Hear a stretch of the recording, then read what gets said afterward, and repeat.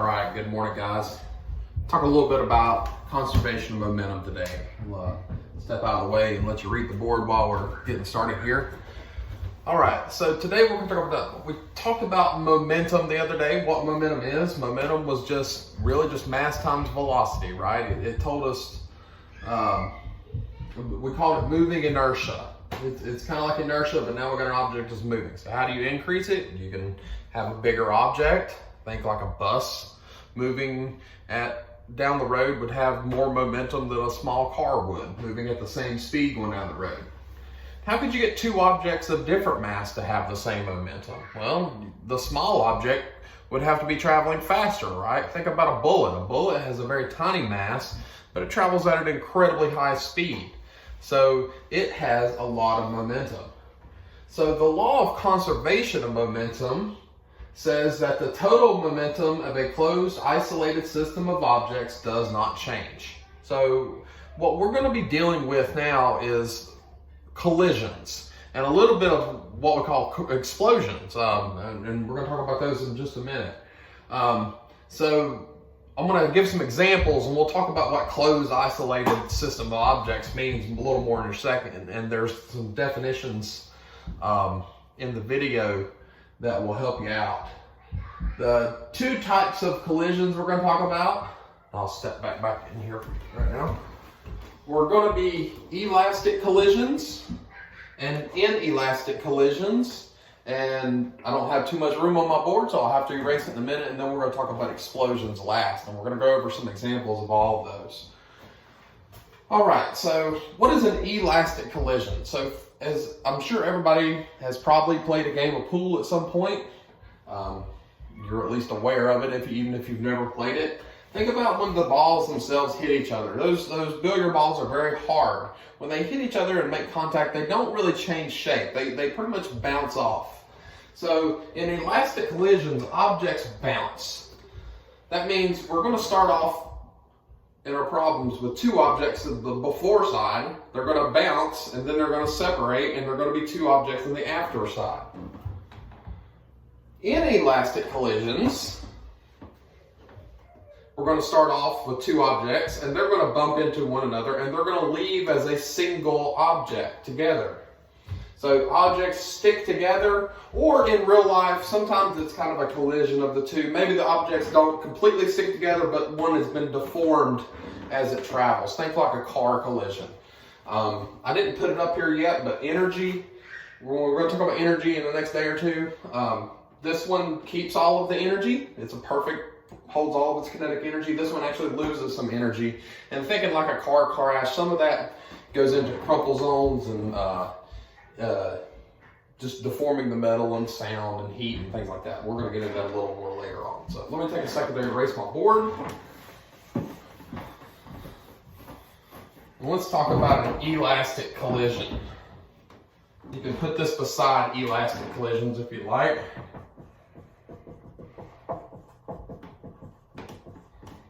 So I'm going to draw my object. I have one object and a second object, and then we're going to have our two objects. So this is going to be the before side.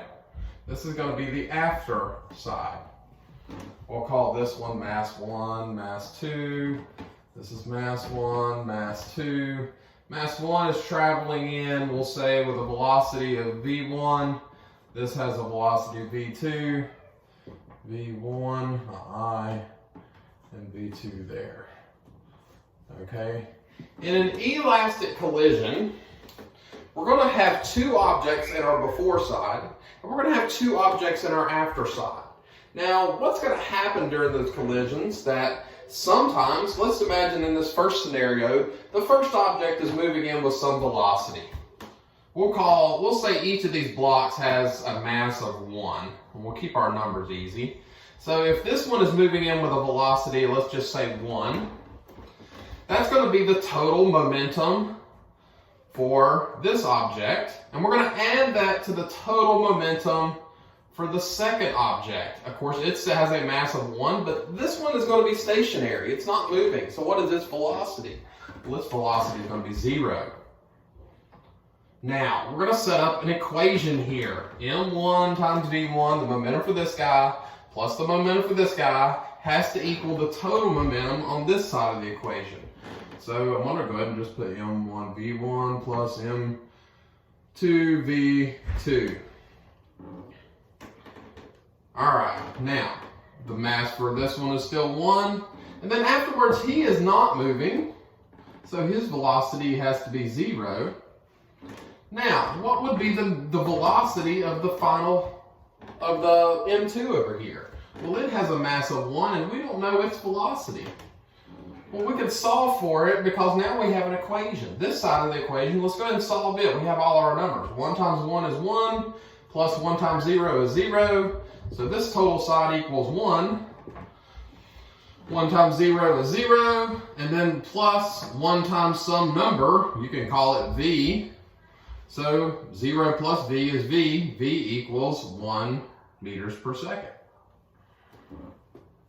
So we can use this to find the missing velocity of an object. And there's lots of little different examples. If you look on your lab sheet in your notes, there's lots of examples that go through in the videos. I'm not going to hit every single one of them here as we're talking about it, but let's change some numbers up and see what that does to our mass. What if we doubled the mass of this guy?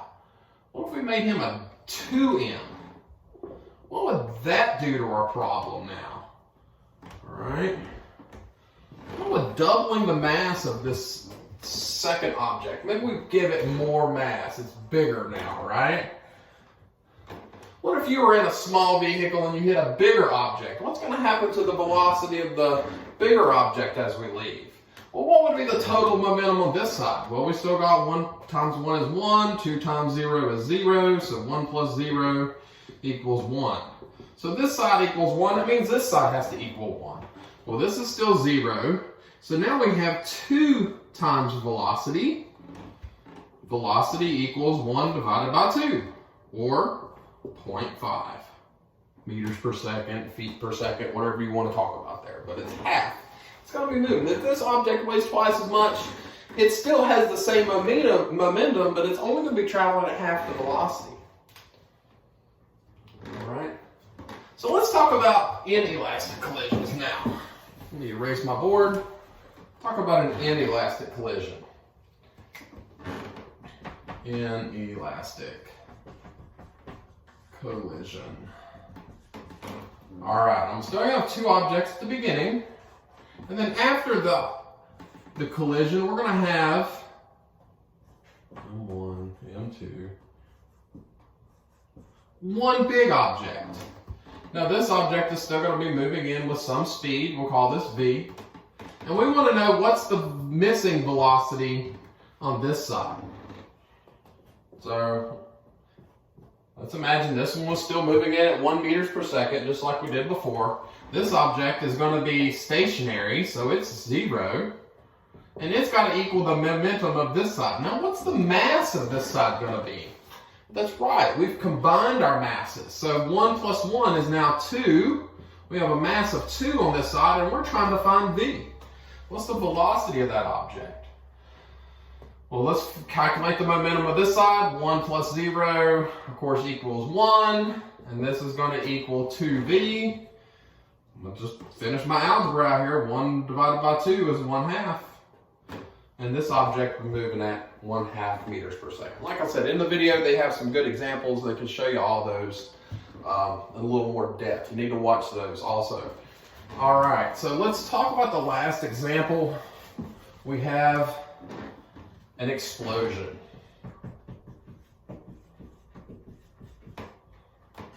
All right, everybody in chemistry loves explosions. They all ask about those. We don't do a lot of explosions in physics, but we can talk about what happens during an explosion.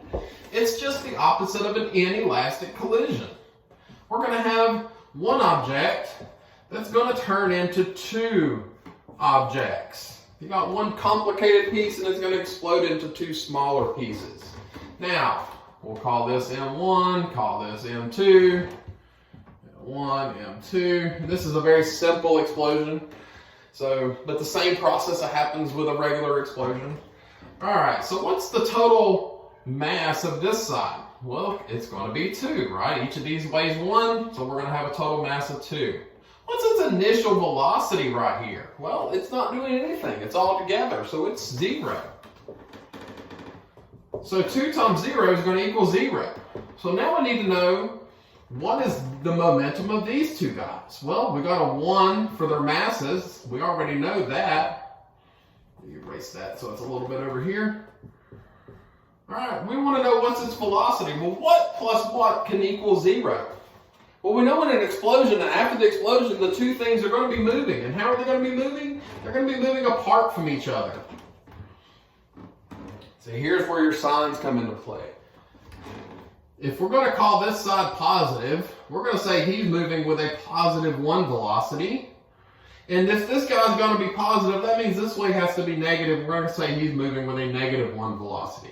So negative 1 plus a positive 1 equals 0. Momentum is still conserved. Even though the starting momentum, or excuse me, the before momentum of the system was 0, the after momentum is still 0. Pretty neat, right? All right, so I'm going to cut this one off right here. There's some example problems. If you want to take a look at it, watch the videos through the lab, work the example problems, and I think you ought to be able to shoot me any questions you got with it after that. All right, we'll see you in the next one.